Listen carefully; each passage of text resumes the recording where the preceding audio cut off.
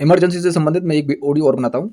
Article 352 से 360 तक की इसमें सारी कहानी होगी, क्योंकि क्वेश्चन कैसे आते हैं इसमें। जो लास्ट ऑडियो थी, ऑडियो प्लस वीडियो जो भी आप पढ़ोगे रोक के पॉज करके पढ़ सकते हो, लेकिन सुनने में मुझे लग रहा है कि मैं कुछ छोड़ूंगा नहीं। कैसे क्वेश्चन आए हैं ये मुझे पता है, और कैसे क्वेश्चन आते हैं आपको क्या पढ़ना है ये भी बता रहा हूँ। 352 आपको याद रखना है, इसका पार्ट याद रखना है कौन से पार्ट में पढ़ती है।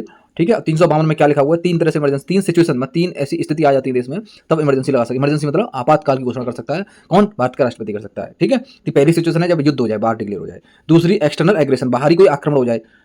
आर्म्ड रिवॉल्यूशन, सशस्त्र विद्रोह हो जाए, सैन्य विद्रोह, सशस्त्र विद्रोह। ठीक है, अगर इस तरह तीनों में से एक कोई कहानी आती है तो इमरजेंसी लग सकती है। ये इसमें एक लाइन नहीं लगी, ये भारत में, पूरे भारत में लग सकती है या भारत के किसी हिस्से में लग सकती है।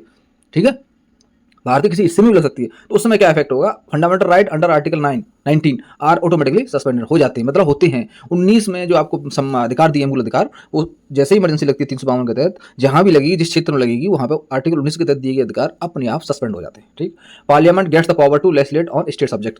पार्लियामेंट, संसद के पास राज्य की जो सूची होती है, मैंने बताया तीन तरह की सूची होती है, तो संघ सूची होती है, एक राज्य सूची होती है और एक समवर्ती सूची होती है। संघ सूची में केंद्र सरकार रूल बनाती है और राज्य सूची में राज्य सरकार बनाती है, समवर्ती सूची में दोनों बनाते हैं। इसको एक तो बोलते हैं यूनियन संघ हो गई, यूनियन लिस्ट हो गई, एक होती है स्टेट लिस्ट राज्य सूची, और एक होती है कंकरेंट लिस्ट, इसको बोलते हैं समवर्ती सूची। ठीक है, तो जैसे जो विषय राज्य सूची में है वो सारे के सारे पार्लियामेंट के पास चले जाते हैं, संसद के पास चले जाते हैं जब इमरजेंसी लग जाती है। तो क्या होगा, संसद रूल बनाएगी, अपने हिसाब से बनाएगी। ड्यूरेशन क्या होती है, कितने टाइम के लिए लगती है, इनिशियल लगती है, आरंभिक जो होती है, स्टार्ट लगता है वो 1 महीने की लगती है। उस 1 महीने में इसको अप्रूवल देना है, कौन देगा अप्रूवल, संसद देगी। तब इसको 6 महीने तक बढ़ाया जा सकता है। ठीक है, एट ए टाइम, एक समय में 6 महीने, ऐसे 6 महीने कर करके इसको काफी दिन, जब तक जरूरत पड़े उतने दिन कर सकते हैं। ऐसा कोई टाइम पीरियड फिक्स नहीं है इसमें। ठीक है, इसमें लोकसभा को 1 साल के लिए एक्सटेंड करते हैं। लोकसभा के जैसे 5 साल है, खत्म हो रही है, इमरजेंसी लगी तो उसको 1 साल के लिए बढ़ाया जा सकता है। ये भी याद रखना है, लोकसभा का टाइम पीरियड 1 साल के लिए बढ़ जाता है इमरजेंसी के टाइम पे।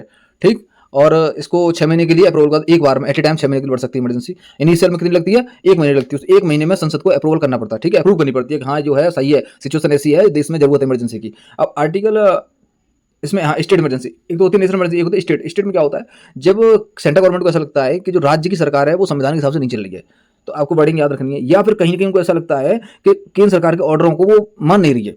भाई ये सीधी सी बात है, जो ऊपर से ऑर्डर आते हैं दिल्ली से, दिल्ली मतलब दिल्ली तो एक यूनियन टेरिटरी भी है, लेकिन सेंट्रल गवर्नमेंट के जो ऑर्डर आते हैं वो स्टेट को मानने होते हैं। अगर लगता है कि ये, इसको ऐसा लग रहा है कि राज्य अपनी मनमानी कर रहा है, केंद्र की बात नहीं मान रहा है, तो उस सिचुएशन में राष्ट्रपति उस राज्य में इमरजेंसी डिक्लेयर कर सकते हैं। वहां पे गवर्नर रूल आ सकता है। गवर्नर, जब इमरजेंसी लगी तो क्या होगा, गवर्नर रूल आएगा, राज्यपाल कानून लगेगा, राज्यपाल कंट्रोल करेंगे, पहन की पावर अपनी पार्लियामेंट के पास चली जाएंगी सारी जो स्टेट लिस्ट की होंगी। तो इसमें क्या है, state government can not function according to the provision of constitution, break down of constitution machinery. जब प्रोक्लेम्ड मतलब घोषणा हो गई तो उसमें फंक्शन नहीं कर सकते। State fail to complete with union directions, या स्टेट फेल हो जाती है कि जो केंद्र सरकार की डायरेक्शन है उसके हिसाब से काम नहीं कर रही है। इफेक्ट क्या होता है इसमें, president assume function of state government, president assume functions of state government, president ले लेते हैं, राज्य सरकार की शक्ति को अपने पास ले लेते हैं। State legislature assembly can not B suspend और डिजॉल्व, राज्य की जो असेंबली और क्या बोलते हैं विधानसभा है वो सस्पेंड नहीं होती है, और या तो कैन बी, सॉरी, उसको या तो डिजॉल्व कर देंगे या और सस्पेंड कर देंगे, या तो उसको खत्म कर देंगे, भंग कर देंगे, या फिर उसको कुछ दिन के लिए रोक देंगे, भाई तुम अभी रुके रहो, काम मत करो। सस्पेंड मतलब एक टाइम पीरियड के लिए उसके कार्य से हटा देना। Parliament makes law for the state, सीधी सी बात है, संसद जब अपने पास पावर जाएगी तो संसद उसके लिए, राज्य के लिए लॉ बनाती है, कानून बनाती है। Duration 6 month at a time, एक समय पे स्टेट में इमरजेंसी लगेगी तो 6 महीने लगती है। लेकिन नेशनल इमरजेंसी इनिशियली एक महीने की लगती है, उसको अप्रूव करना पड़ता है 1 महीने में, वो 6 महीने के लिए एट ए टाइम बढ़ाई जाएगी। ठीक है, और लोकसभा का टाइम पीरियड उसमें 1 साल बढ़ जाता है नेशनल इमरजेंसी में एट ए टाइम। ठीक है, ये इमरजेंसी 3 साल के लिए लग सकती है राज्य में। 3 साल में चुनाव करा ही लोगे ना भाई, 3 साल बहुत है। अगर राज्य में इमरजेंसी लग जाए ना 3 साल की बहुत है, बहुत लगी, कई बार लगी इमरजेंसी राज्यों में, तो 3 साल से ज्यादा टाइम पीरियड नहीं है राज्य में इमरजेंसी लगने का। अगर उसका कॉन्स्टिट्यूशन सिस्टम अगर कोलैप्स कर जाए या मशीनरी काम नहीं कर रही है, आप कह सकते हो केंद्र सरकार के ऑर्डर नहीं मान रही, सरकार सारे ऑर्डर जबरदस्ती नहीं बनाए जाते हैं, कुछ आदेश ऐसे होते हैं जो मानने ही होते हैं, उनको मान नहीं रही तो उस समय इमरजेंसी लग सकती है। तो इसमें आपको टाइम पीरियड याद रखना है, 6 महीने की लगती है एट ए टाइम, और 3 साल के लिए मैक्सिमम लग सकती है। और पावर किसके पास आ जाती है, संसद के पास आ सकती है। और क्या होता है, कौन लगाते हैं, राष्ट्रपति लगाते हैं। ऐसे 352 में याद रखनी है आपको, जो इनिशियल स्टेज पे 1 महीने की लगी, उसमें अप्रूव करना है, 6 महीने के लिए एट ए टाइम लगेगी। और उसमें क्या होगा, उसमें 1 महीने में संसद को अप्रूव करना होगा, तभी 6 महीने के लिए, 6 महीने करके लिए उसको बढ़ाते रहते हैं।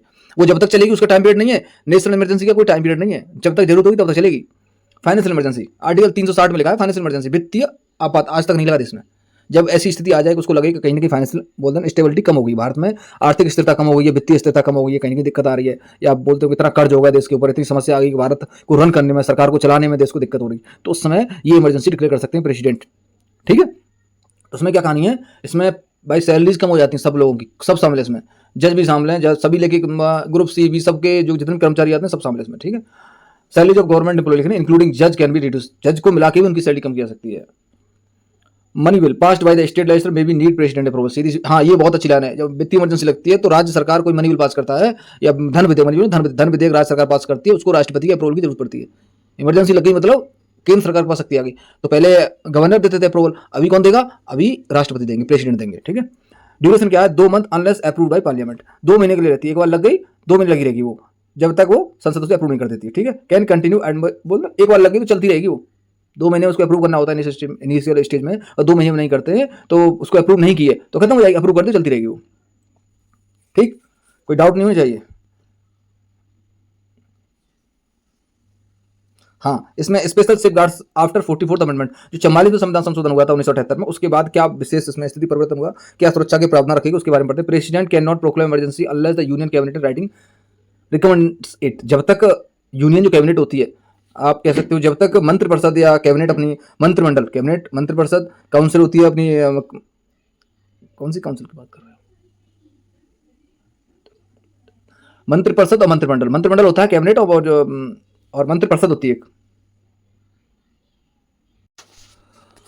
तो जो कैबिनेट होती है उसको मंत्रिमंडल, और जो काउंसिल ऑफ मिनिस्टर होती है उसको मंत्रिपरिषद। तो जो मंत्री, इसमें क्या लिखा हुआ है? इसमें लिखा हुआ है president can not proclaim emergency unless the union cabinet. जब तक वो यूनियन कैबिनेट होते, मंत्रिमंडल उनको लिखित में नहीं देते।